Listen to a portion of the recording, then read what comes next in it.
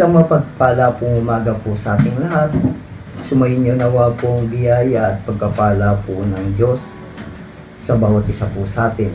Ngayon po muli po tayong mag-aaral po ng salita ng Diyos at ang ating pong pag-aaralan po sa umagang ito ay patungkol po sa pagtugon ng Diyos sa pananalangin po. Kasi po napaka-importante po ng panalangin na kung minsan ito po ay nababaliwala po. Pero po sa sitwasyon po natin sa nangyayari po sa ating pong bansa o sa epidemya o tinatawag nilang COVID-19 na nangyayari po sa atin po na sa ating pong bansa na marami pong nagkakasakit, marami pong namamatay sa kalagayan po natin. Kaya po ang pag-aaralan po natin sa umagang ito ay patungkol po sa panalangin at tungayan po natin po, ito po ang salita ng Diyos atin. Kaya po sabi po sa Hebreo chapter 4 verse 16, kaya't dumulog tayo sa trono ng biyaya na may pagkakatiwala upang tanggapin natin ang abag at matamo ang biyayang makakatulong sa atin sa panahon ng ating pangangailangan. Ito po yung panahon na pangangailangan po natin. Kaya nga po sabi niya, idulog mo sa trono ng biyaya ng Diyos. Sa makatid po, mabiyaya pala ang Diyos. Kaya po, kailangan idulog po natin ang lahat ng ating pangangailangan. Kaya nga po sabi, sa panahon ng ating pangangailangan. Ito po ang panahon ng pangangailangan po natin. Kasi po, nasa sitwasyon po tayo o malaking problema na kinakarap po ng ating bansa dahil po sa sakit. Marami pong namamatay, marami po ang may sakit dahil po sa COVID na ito na nangyayari po. Ito po. Kaya po may 5 bagay na ibabahagi ko po sa inyo patungkol po sa salita ng Diyos. Ang una po, ito po. May pagpapakumbaba sa harapan ng Diyos. Importante po itong pagpapakumbaba sa harapan ng Diyos. Sabi po sa 2 Kronika, chapter 7, verse 14, ito po sabi, kung ang aking bayan tinawag sa pamamagitan ng aking pangalan, magpakumbaba, manalangin, hanapin ako at tumalikod sa kanilang masasamang lakad, aking silang pakikinggan mula sa langit at patatawarin ko ang kanilang mga kasalanan at pagagalingin ko ang kanilang lupain. Tingnan niyo po ang sabi niya. Ang importante po sa atin ngayon, magpakumbaba po tayo. Hanapin natin ang Diyos at tumalikod po sa lahat po na nagagawa po natin. Iyon po sabi ng Biblia. Sa sitwasyon, kailangan po natin ngayon to. At po ang sabi niya pa po, ngalawa po, ang sabi niya,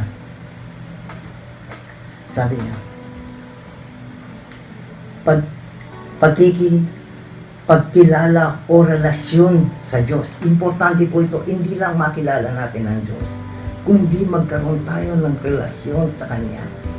Ito po napaka-importante. Kaya nga po sabi po, sa John chapter 1 verse 12, dadapot ang lahat ng tumanggap sa Kanya'y pinagkalooban niyang karapatang maging anak ng Diyos sa makatwid ang mga bagay na lahat ng sumampalataya sa Kanyang pangalan. Ito po ang kailangan natin. Ang kailangan natin, isang Diyos na magliligtas sa atin. Ano pong gagawin natin? Sa Kanya, tanggapin natin bilang Diyos at tagapagligtas ang ating Panginoon. Siya lang ang makakaligtas at makakaloob po sa atin. At sabi niya po ng Biblia, tayo'y pagka tayo tinanggap natin, pagkakalooban tayong maging anak ng Diyos. Ito po ang susunod na talata, sinabi niya. Sa Romans chapter 8, verse 15 hanggang 16, ito po, sabi niya, pagkat ang tinanggap ninyo'y hindi espiritu ng muling pagkaalipin sa takot, kung hindi espiritu ng pagiging anak, nagbibigay ng karapatang tumawag sa Kanyang Ama ko. Yun ang sabi ng salita ng Diyos. Yun, pagka tayo naging anak ng Diyos, ay tinanggap natin kung tayo magkakaroon ng karapatang tumawag sa Kanya, Aba, Ama ko. At ang sabi po sa susunod na talata, ang Espiritu mismo ang nagpapatunay sa ating Espiritu tayo'y mga anak ng Diyos. Sino ang magpapatunay? Yung Espiritu, tayo'y mga anak ng Diyos. Yun ang importante. Ang importante sa atin ngayon, relasyon.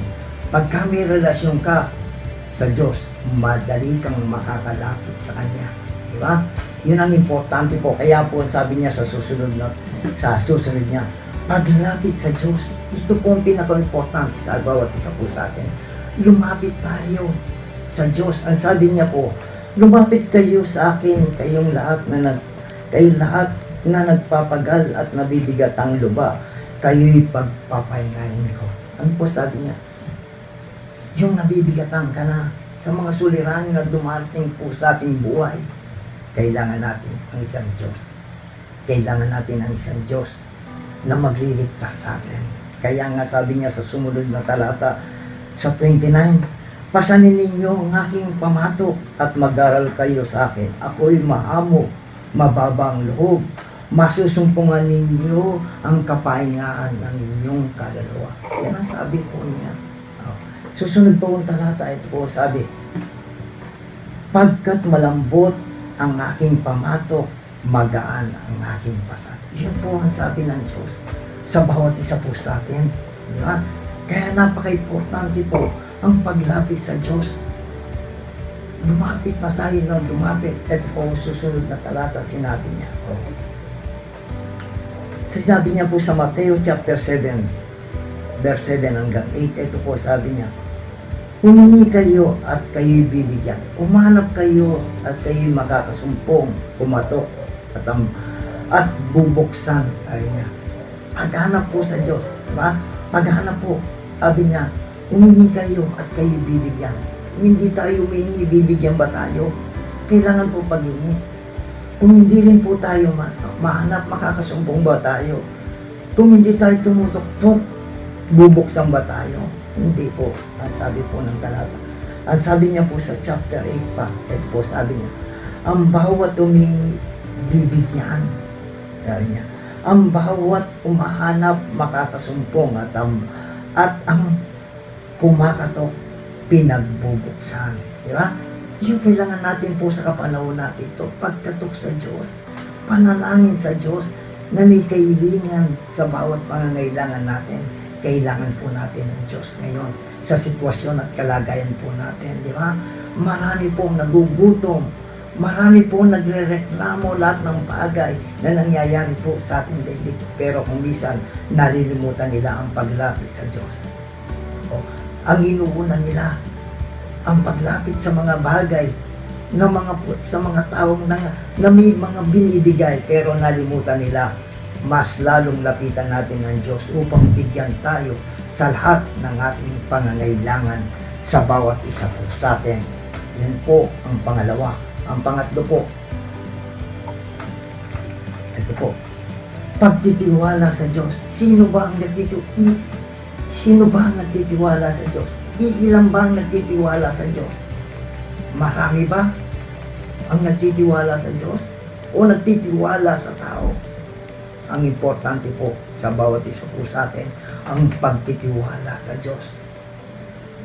Sa bawat isa po. Kaya po sabi niya po sa talatang Kawikaan, chapter 3, verse 5, sa Panginoon ka magtiwala ng buong puso, magtiwala at huwag kang manahan sa sarili mong pangunawa. Sabi niya, magtiwala ka ng buong puso at magtiwala ka ng buong puso at huwag kang manalig sa iyong sariling karunungan. Di ba? Pangunawa. Di ba? Ang kailangan po natin, pagtitiwala sa Panginoon. Magtiwala tayo ng buong puso sa Panginoon. Huwag tayong manahan sa sarili natin o huwag tayong manahan sa ibang tao. Ang panahan natin, ang Diyos na nasa langit, handang tumugon sa bawat pangangailangan natin. Tingnan mo, ano ba ang pangangailangan natin ngayon sa buhay natin? Di ba? Kung minsan nagtitiwala tayo sa mga tao, Pero higit na pagkatiwalaan natin ang Diyos. Kailangan natin sa sitwasyon natin at kalagayan natin ang Diyos. Di ba? Kung minsan ang sinasabi ng doktor, nasa wala na silang magawa at ang sinasabi na lang, ipa-Diyos na lang natin ito. Di ba? Sa makatid ng mga doktor o anumang bagay, alam nila, ang Diyos din ang pwedeng pagkatiwalaan sa nangyayari sa bawat isa po sa atin. Susunod na talata, ito po, sabi. Huwag kayong mabalisa tungkol sa anumang bagay, sa halip idulog ninyo sa Diyos ang lahat ng bagay sa pamamagitan ng panalangin at pagsamo. Ano po? Kung nababalisa ka sa nangyayari, sitwasyon po natin sa buhay po natin sa ngayon, ang sabi po, idulog natin sa Diyos. Sa Diyos, ang lahat ng mga bagay na sa pamamagitan ng panalangin. Yun po sinasabi ng Biblia. Kailangan po natin, ang sabi niya, may pagsamo o may pagtitiwala sa Diyos na kaya niyang lutasin ang lahat ng bagay nito. Kaya nga sinabi ng talata, kung ikaw ay nababalisa, itulong mo sa Diyos. Ang sabi niya sa 7, tingnan niyo po, at ang kapayapaan ng Diyos na hindi masayon ng pangunawa na mag-iingat sa iyong puso sa kaisipan kay Kristo. Ang sabi niya, kung ikaw ay nanalangin, umapaw ang kapayapaan sa bawat isa. Alam niyo po, ang panalangin po, hindi talo, hindi panalo. Pag ikaw po ay nananalangin at dumudulog sa Diyos, palagi kang panalo. Dahil alam mo kung sino po ang pinapanalangin mo at dinudulugan mo po sa buhay mo at pinagkakatiwalaan mo sa buhay mo. Kailangan po pagkakatiwala natin ang lahat ng bagay sa Diyos. Wala pong magagawa ang tao, pero ang Diyos may magagawa. Ganun po, sabi niya po, panlima po, ito po, pagsagot ng Diyos pagsagot ng Diyos sa mga kahilingan po natin. Ito pong pagsagot ng Diyos sa mga kahilingan natin. Sabi niya, ito ang ating katiyak. Sabi niya sa unang 1 chapter 5 verse 40, ito ang ating katiyakan sa pagdulog natin sa Diyos. Ibibigay niya ang anumang kahilingan natin na ayon sa kanyang kalooban. Diba? Ayon sa kanyang kalooban. Kalooban ng Diyos pagpalain ka. Kalooban ng Diyos tutulungan ka. Diba? Kalooban ng Diyos na tayo gumaling. Kalooban ng Diyos sa bawat isa sa atin na tayo ay mapaglampasan ng mga bagay na dumarating sa ating mga suliranin. Kaya nga sabi niya sa 15, tingnan niyo. At yamang alam natin, didinggin niya tayo. Alam din natin na ibibigay niya ang anumang hingin natin sa Kanya. Alam na yun. Alam natin. Kung tayo naniniwala, natutugunin tayo ng Diyos sa bawat kahilingan natin. Ito sabi niya. Susunod na talata, ito po sabi. Anong sa Romans chapter 8 verse 31 hanggang 32, ito po sabi niya. Ano ngayon ang masasabi natin, kaugnay nito? Kung ang Diyos ang kakampi natin, sino ang laban sa Diyos? Kung ang Diyos ang kakampi mo, malakas ka. Wala nang makakalaban sa iyo. Di ba? Wala na. Yun ang sabi niya. Kung nakaugnay ka at may relasyon ka sa Diyos at anak ka ng Diyos, sigurado, ang sabi ng Biblia, siya ang kakampi mo. Ipagtatanggol ka sa lahat ng bagay na nangyayari. Puproteksyonan ka. Kahit nasa COVID-19, ipoproteksyonan ka ng Diyos. Sa kahit nasa tagutom, ipoproteksyonan ka ng Diyos. Dahil kasi, siya ang sabi nga sa kanyang salita, kailangan lang paniwalaan natin na kaya ng Diyos ang mga bagay nito. Kaya nga sabi niya, sa susunod na talata, sa 32, kung ang anak hindi ipinagkait, bagkos ibinigay para sa atin ang lahat ng bagay pang sa kanya'y hindi niya may bibigay sa atin ng maluwag sa kanyang kalooban. Ang anak niya ibinigay niya na sa bawat isa po sa atin, di ba? Na maluwag sa kanyang puso ang pagbibigay sa ating anak, sa anak niya. Na alam niya ang anak niya dadanas ng sakit na ipapako sa krus ng kahihiyan sa bawat isa, di ba? Pero ang sabi niya, hindi niya kinahiya ito. Bagkos anong ginawa niya? Ibinigay niya ito upang magkaroon tayo ng ugnayan at relasyon sa Diyos na bawat kumilala sa Kanya na pinagkalooban niyang maging karapatan ng Diyos. Di ba? Kaya nga sabi, ito pang ating pangangailangan, hindi niya pagkakaloob. Ito bang kagalingan? Ito bang ibedebe niyang ito na ipinapanalangin natin na mawala dito sa bansa natin o mawala sa Pilipinas at magkaroon ng mga gamot na ipapanalangin na iyan pang hindi niya ipagkakaloob. Ipagkakaloob ng Diyos yan sa mga anak niyang taimtim na nanalangin at dumudulog sa Kanya at naniniwala sa Kanya at nananampalataya sa Kanya. Ha? Yun ang sabi ng Biblia po. Ito po'y pangako ng Diyos kung tayo'y pinananampalataya, pinaniniwalaan natin ang Kanyang salita. At salamat sa Kanyang salita na pinangahawakan natin at nagbibigay ng lakas ng loob sa bawat isa po sa atin. Dahil kasi ang Kanyang salita o ang Kanyang salita na tinatawag sa Biblia na mga salita ay puno ng mga pangako ng Diyos sa bawat isa sa atin na kailangan lamang ng tao panampalatayin at paniwalaan ang mga bagay na sinasabi ng Kanyang salita. Yun lang po ang sinasabi niya. Paniwalaan lang po natin ang mga bagay na ito. Ito po ang susunod na talata po. Dahil po sa talatang ito, may sinabi po ang Panginoon dito at pinalala niya po ang mangyayari po. Dahil po, naniniwala po ako, ito po ang last generation na po tayo. Dahil po nasa biyaya na tayo. Ito po ang sabi niya. Sa Lucas chapter 21, verse 34 hanggang 35 hanggang 36 po ito. Isa-isayin po natin, ha? Sabi niya po, mag-ingat kayo at huwag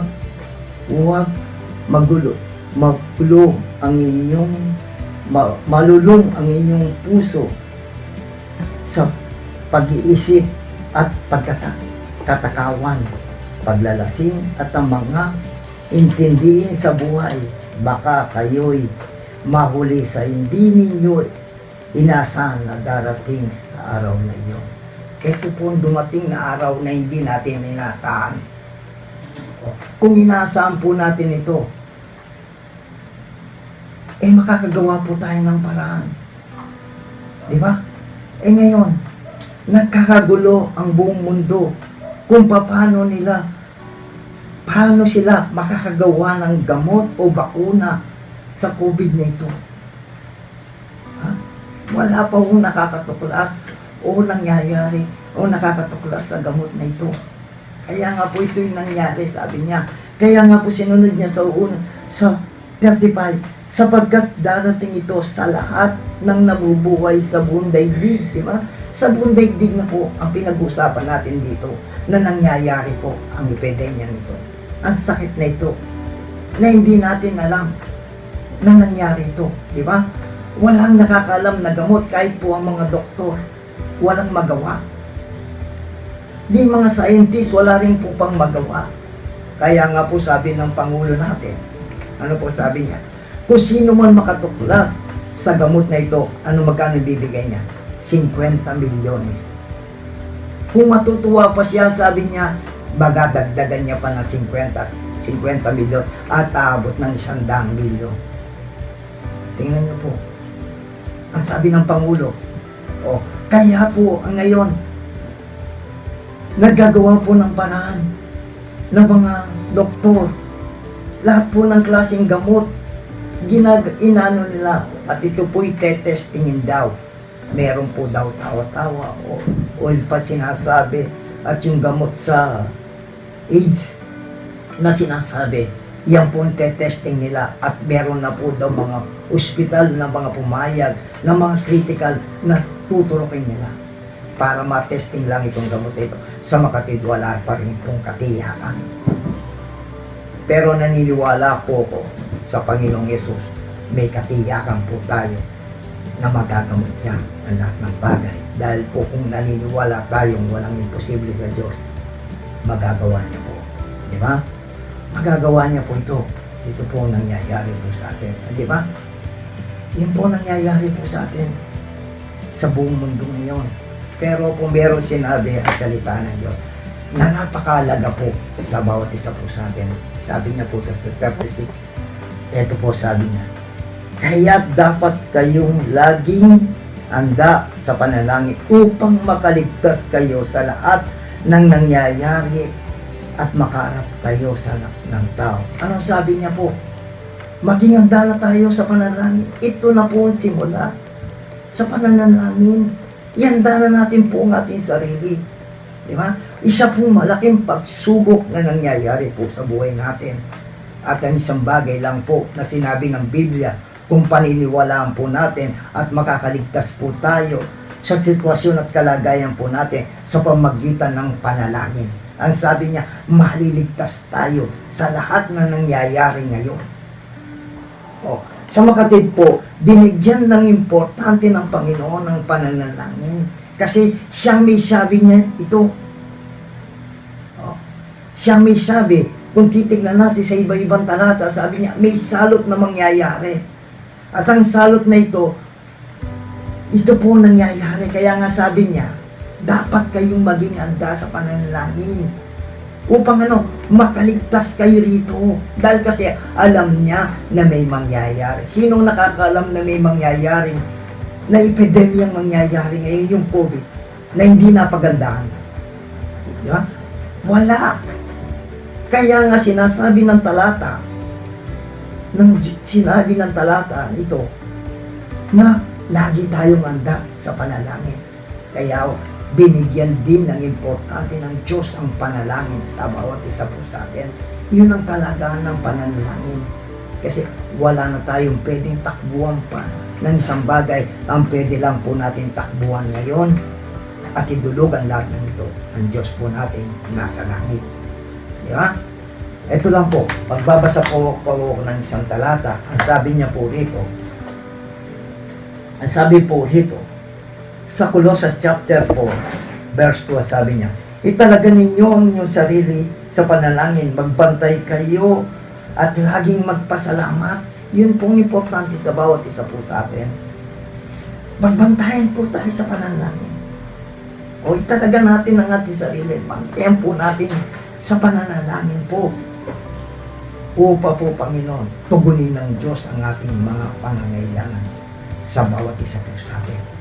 Yun ang po importante po sa buhay natin ngayon. Matuto tayong manalangin. Diba? Binigyan po tayo ng Diyos ng 24 hours. Tingnan niyo po At yung 8 oras na yun, pinagkaloob ng Diyos sa ating mga trabaho.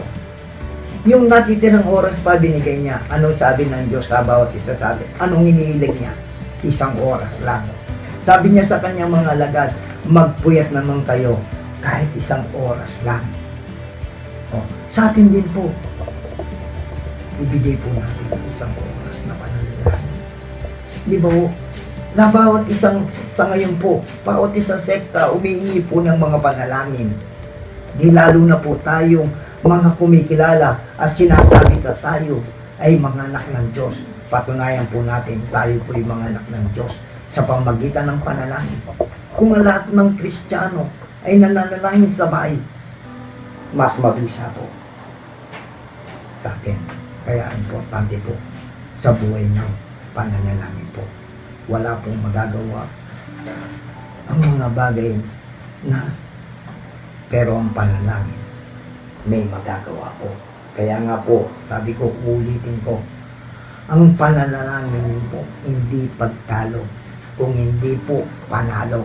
Pag tayo'y nanalangin, mananalo po tayo. Kaya po ito pong mga pinag-aralan po natin sa umagang ito. Dahil po, una po, dapat may pagpakumbaba tayo may pagkakilala o relasyon tayo sa Diyos. Pangatlo po, lumapit tayo sa Diyos. Pangapat po, pagkatiwalaan natin ang Diyos.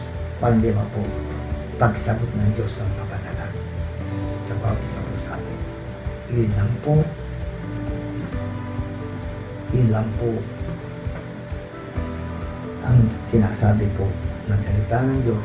Kaya nawa po, magawa po natin ang bawat bagay na ito. Kasi po, ulitin ko po, napaka-importante po ang panalangin. At tayo po'y matutong panalangin at dumulong po sa ating Diyos. Tayo po'y panalangin. Ama, maraming po salamat sa oras na ito. Nawa po, Panginoon, sa manapakinggan po namin. Nawa po ito'y matuto po. May tanim po sa aming mga puso ang mga panalangin ito. Ito nawa po'y magawa po namin. Matuto po kami magpakumbaba, matuto po kami lumapit, matuto po kami magtiwala sa iyo, O Diyos. Ikaw po ang kailangan po namin sa sitwasyon at kalagayan po namin na nangyayari po sa aming pong bansa. Kaya po naniniwala po kami na kayo lang po makakalutas sa pamilya. Nawa po, Panginoon, sa bawat kumikilala po sa iyo, O Diyos. Kaya talaga po namin ang aming sarili. Magkaroon po kami ng panahon sa pananalangin at magkaisa po kami, Panginoon. Nawa po, Panginoon, kayo na po kumilos sa oras nito. Maraming po salamat. Lubos ko na pong pinagkakatiwala sa umaga po ito, ang lahat po na ito. Sa pangalan po ng inyong anak na si Jesus. Amen. Yan lang po. Salamat po sa inyo pong pakikinig. Nawa po itong naibagi ko nito ay magbigay po ng inspirasyon po sa atin